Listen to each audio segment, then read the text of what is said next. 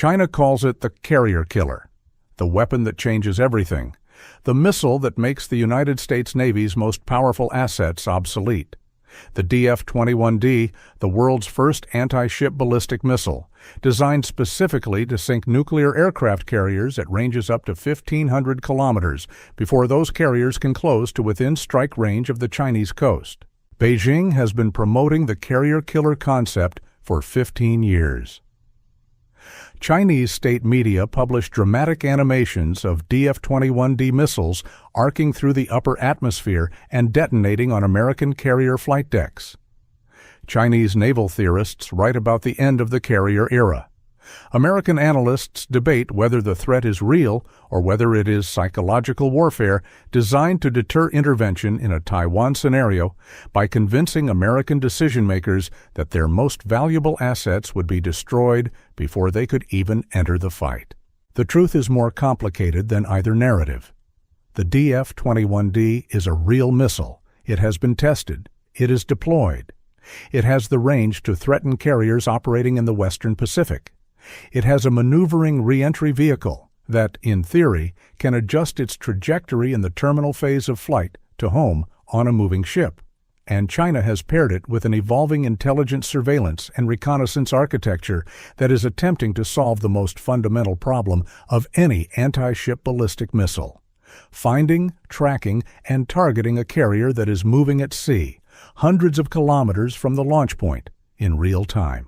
But the carrier killer has never been tested in combat, never against a real target, never against a carrier that is maneuvering at maximum speed, surrounded by destroyers with the most capable naval air defense systems in the world, defended by electronic warfare aircraft, jamming the targeting systems that guide the missile, protected by American submarines that are hunting the mobile launch vehicles that fire it. The gap between what the DF-21D can achieve in a controlled test against a stationary target and what it can achieve against the USS George Washington operating in a contested environment with a full defensive suite at maximum readiness is the gap between a capability that exists on paper and a capability that works in war. To understand the carrier killer threat honestly, you have to understand the kill chain that makes it work, not just the missile. The entire sequence from detecting the carrier to destroying it. And you have to understand where each link in that chain is strong, where it is weak, and what the United States Navy has been doing for 15 years to find and break the weak links before China can close them. The kill chain begins with detection. You cannot hit what you cannot find. A carrier strike group at sea is not invisible. It is a large heat source, a large radar return, and a large acoustic and electromagnetic signature. Commercial satellite imagery can detect it within hours of tasking. But commercial satellite imagery is not real time. It tells you where the carrier was when the satellite passed overhead, not where it is now. A carrier moving at 30 knots changes its position by 50 kilometers per hour.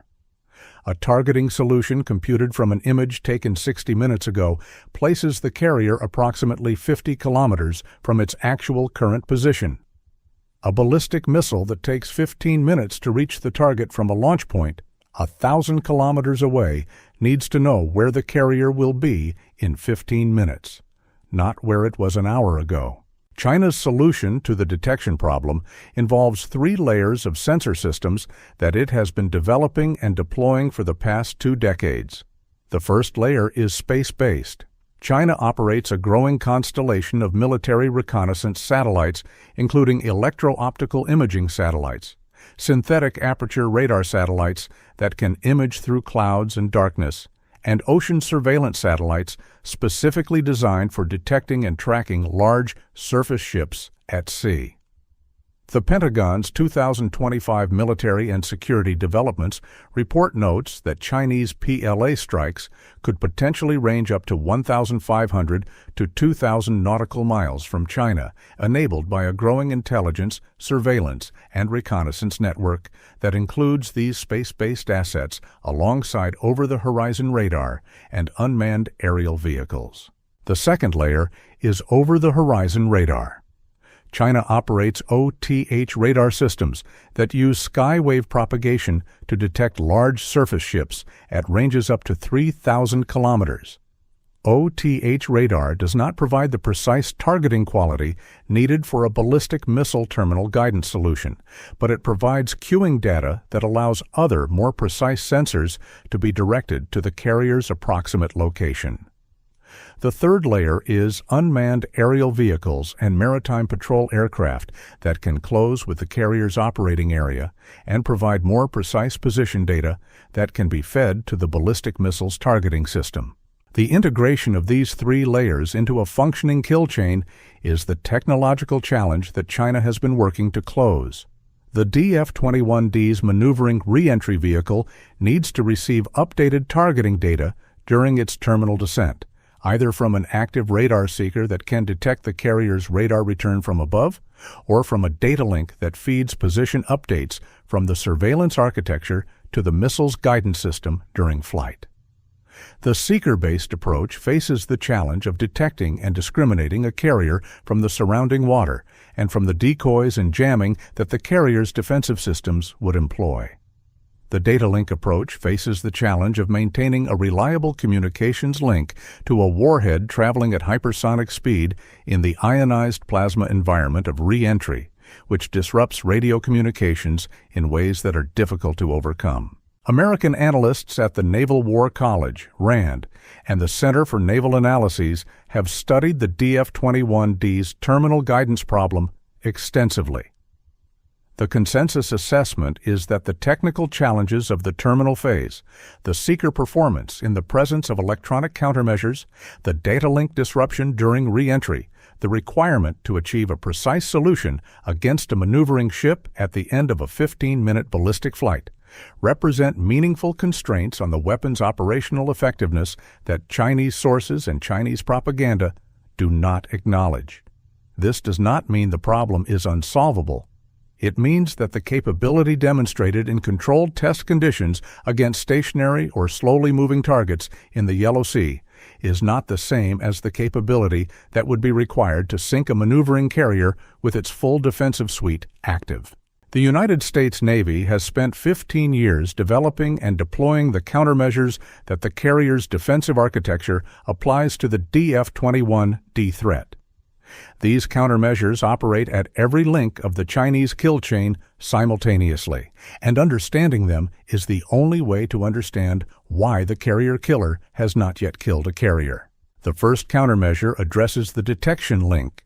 The Navy's approach to countering Chinese maritime domain awareness begins with denying China the precise, continuous picture of carrier positions that a functional kill chain requires. Electronic emissions control, EMCON, restricts the electromagnetic signatures that would allow Chinese sensors to precisely locate and track the carrier. Operating in low observable modes, reducing radar transmissions, minimizing communication signatures, all of these reduce the precision of the picture that Chinese surveillance systems can generate. An OTH radar system that can detect a carrier within a 100-kilometer accuracy zone is providing useful cueing data.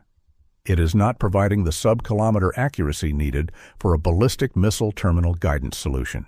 American submarines specifically target the unmanned aerial vehicles and maritime patrol aircraft that China would rely on to close the precision targeting gap. A Chinese BZK-005 maritime patrol drone trying to locate and report a carrier's precise position for targeting purposes is itself a target for a surface-to-air missile from a carrier escort or for an air-to-air missile from a carrier's combat air patrol. Destroying the sensor that closes the kill chain's accuracy gap is operationally equivalent to destroying the missile itself, and it can be done at a cost far lower than the missile's own cost. The second countermeasure addresses the missile in flight. The SM-3 Block 2A, deployed aboard Aegis-equipped Arleigh Burke destroyers in the Carrier Strike Group, is the primary ballistic missile defense interceptor against the DF-21D's mid-course phase. An SM-3 Block 2A can intercept a ballistic missile at altitudes up to 1,000 kilometers in the exoatmospheric mid-course phase of flight before the missile begins its terminal descent. The geometry of intercepting a DF-21D fired from China toward a carrier operating in the Philippine Sea or the East China Sea gives the strike group's SM-3 equipped destroyers multiple engagement opportunities during the mid-course phase before the maneuvering re-entry vehicle begins its terminal approach. The Aegis Baseline 9 combat system, the most capable naval air defense system currently deployed, integrates SM-3 mid-course intercept with SM-6 terminal phase engagement and the cooperative engagement capability that allows every ship in the strike group to contribute to a single integrated air defense picture. A DF-21D launched against the George Washington would be detected by Space Force infrared satellites within seconds of launch.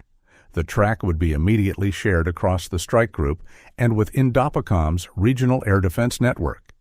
Engagement assignments would be made based on the optimal intercept geometry. And the sequence of SM-3 mid-course engagements and SM-6 terminal phase backup would be executed with the same precision that the Abraham Lincoln Strike Group applied to Iranian ballistic missiles in the Arabian Sea in early 2026. The third countermeasure addresses the mobile launchers themselves. The DF-21D is a road mobile system. Its transporter erector launchers, the vehicles that carry, erect, and fire the missiles, can be positioned at any of thousands of pre-surveyed launch sites distributed across eastern China.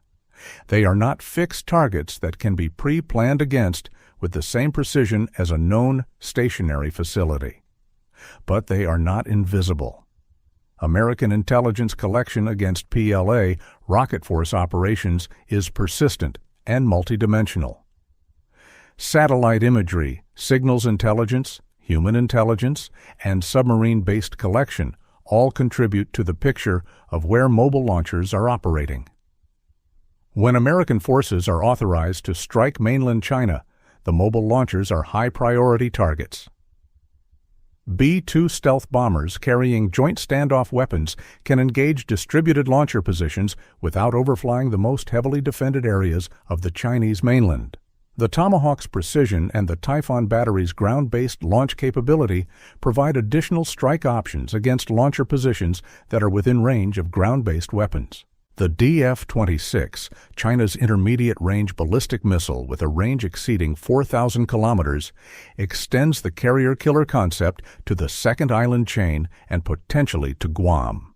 The DF-26 was described by Chinese military publications as capable of targeting aircraft carriers and earned the informal designation Guam Killer because its range covers not just the first island chain, but the major American logistics hub at Andersen Air Force Base. The DF-26 faces the same terminal guidance challenges as the DF-21D at longer range, with proportionally more time for defensive systems to engage it during the mid-course phase, and proportionally more uncertainty in the terminal guidance solution as the carrier's position becomes less predictable over the longer flight time. The DF-17 is the most technically sophisticated of China's carrier-killer class weapons. It deploys a hypersonic glide vehicle rather than a traditional maneuvering re-entry vehicle. A hypersonic glide vehicle travels in the upper atmosphere at speeds exceeding Mach 5, maneuvering aerodynamically throughout its flight, rather than following a ballistic arc, which makes it harder to intercept than a traditional ballistic missile. The glide vehicle's altitude of approximately 50 to 100 kilometers puts it above most of the atmosphere, where drag is minimal, and below the exoatmospheric intercept zone, where SM-3 is most effective, creating a zone that American missile defense analysts call the hypersonic gap. The SM-6's terminal phase capability provides some capability against hypersonic glide vehicles in the terminal phase, and the glide phase interceptor being developed by the Navy specifically for this threat is expected to address the gap more comprehensively. But the DF-17 represents a harder intercept challenge than the DF-21D for the current defensive architecture. The honest assessment of the carrier-killer threat is not reassuring, but it is not catastrophic. The DF-21D's kill chain has real vulnerabilities that American countermeasures can exploit at each link. The terminal guidance problem has not been publicly demonstrated to be solved in a real combat environment against a defended carrier. The SM-3 and SM-6 defensive architecture has been validated in real combat against Iranian ballistic missiles in 2026. The mobile launcher targeting problem is solvable with the intelligence and strike assets the United States possesses. None of this means that carriers are invulnerable. The CSIS wargames finding that Chinese missile strikes almost always succeeded in overcoming U.S. naval defenses, and that the United States typically lost both forward-deployed carriers within the first turn or two of the wargame reflects the reality that a determined large-scale salvo of DF-21Ds and DF-26S fired simultaneously from multiple launchers with saturation logic designed to overwhelm the defensive interceptor inventory represents a genuine threat to carrier survival in the first hours of a conflict. The Navy's response to this reality is the Distributed Maritime Operations Doctrine and the dramatic expansion of unmanned systems. Distributing the fleet across a wider geographic area reduces the concentration of targets that a Chinese missile salvo must address. A salvo that can overwhelm a concentrated strike group cannot simultaneously threaten a fleet dispersed across 500 kilometers of ocean. Autonomous systems that can be lost without crew casualties allow the Navy to operate in the most dangerous areas of the threat envelope without putting irreplaceable human operators at risk. And the munitions investments in LRASM, Tomahawk Block 5, and the emerging conventional prompt strike hypersonic capability are designed to give American forces the ability to strike the launch infrastructure, the surveillance architecture, and the command and control nodes that the DF-21D's kill chain depends on before the kill chain can be successfully completed. The carrier killer is real. The kill chain that makes it work has real vulnerabilities. The defensive architecture that protects against it has been validated in real combat. And the strategic competition between China's carrier killer development and America's carrier defense architecture will define the operational feasibility of carrier-based power projection in the Western Pacific for the next decade. China has never fired a DF-21D at a real carrier. The United States Navy has never had to defend a carrier against one. When that test comes, if it comes, the outcome will be determined by everything discussed in this video. The terminal guidance problem, the detection and tracking architecture, the SM-3 intercept geometry, the mobile launcher targeting, the electronic warfare suppression, and the fundamental question of whether a weapon that has only been tested against stationary targets in controlled conditions will perform as advertised against the most well-defended moving target in the history of naval warfare. The carrier killer might work, it might not. The Navy is betting that it won't, and has spent 15 years making that bet as well supported as possible. If you want to understand the specific steps the Navy is taking to close the remaining vulnerabilities in carrier defense against the DF-21D and DF-26 threat, how the Glide Phase Interceptor program addresses the hypersonic gap, and what distributed maritime operations looks like when it is actually executed in the Western Pacific, subscribe to Navy Power Decoded. China built a carrier killer. Whether it kills carriers depends on what happens next. The carrier killer has a second dimension that is less discussed than the missile itself, but equally important to the strategic calculation. The psychological dimension, the deterrence value of the DF-21D does not depend entirely on its ability to sink a carrier in a real engagement. It depends on its ability to make American decision-makers uncertain enough about carrier survivability that they hesitate to commit carriers to a Western Pacific contingency. If China can create sufficient doubt about carrier survivability in a Taiwan scenario, it does not need to actually sink a carrier to achieve its strategic objective. It needs only to convince American leadership that the probability of catastrophic carrier losses is high enough that intervention is not worth the cost. The 5-year timeline for China's carrier kill capability to mature into operational credibility is as much a timeline for psychological deterrence as it is a timeline for physical capability. A carrier kill capability that is credible enough to shape American decision-making is a capability that has achieved its strategic objective without ever being used. This is why the Distributed Maritime Operations Doctrine matters beyond its tactical logic. DMO is not just a way to make carriers harder to target. It is a way to demonstrate to China that the carrier will be employed in ways that the DF-21D threat cannot prevent, at ranges and in operational concepts that the threat architecture was not designed for. A carrier that operates outside the reliable engagement range of the DF-21D while still contributing to the fight through standoff weapons and extended-range aviation is a carrier that has not been deterred. It has adapted. And an adversary whose deterrence concept depends on the carrier being deterred from the first island chain finds that deterrence concept undercut by a carrier employment concept that accepts the first island chain constraint and works around it. The carrier killer will continue to develop. China will continue to invest in the surveillance architecture, the seeker technology, the data link systems, and the hypersonic glide vehicle variants that make the kill chain more credible. The United States Navy will continue to develop the glide phase interceptor, the directed energy systems, the distributed employment doctrine, and the unmanned alternatives that maintain carrier effectiveness in the evolving threat environment.